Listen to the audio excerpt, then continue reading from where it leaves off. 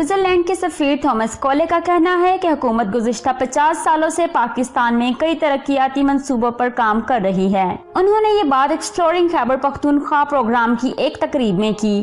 Thomas کولے نے کہا کہ سوات اور سوئٹزرلینڈ کی زمین کی تزئین ایک جیسی ہے۔ انہوں نے کہا کہ سوات میں ہوتے ہوئے مجھے ایسا لگ رہا ہے کہ میں سوئٹزرلینڈ میں ہوں۔ ہماری حکومت چاہتی ہے کہ اس ملک کی خوشحالی اور سیاحت کے شعبے میں ترقی کو فروغ ملے۔ سوئٹزرلینڈ صرف شعبہ سیاحت کی وجہ سے ہی جی پی کا 10% حاصل کرتا ہے۔ خیبر پختونخوا میں سیاحوں کو اپنی طرف کھینچنے کی صلاحیت موجود ہے، جبکہ اس موقع پر سینٹرل منسٹر خیبر پختونخوا عاطف خان کا کہنا تھا کہ کے پی ٹورزم اتھارٹی کا قیام صوبے میں سیاحت کو فروغ دینے کے لیے عمل میں لایا گیا ہے۔ ان کا کہنا تھا کہ سیاحت کے ذریعے سے دنیا بھر میں پاکستان میں مثبت تصویر اجاگر کی جاتی ہے، اور ہم نے چترال اور ہنزا میں 2 جگہ دیکھی ہیں جہاں اسکیننگ ریزورٹ بنائے جائیں گے تاکہ زیادہ سے زیادہ سیاح یہاں کا رخ کر سکیں۔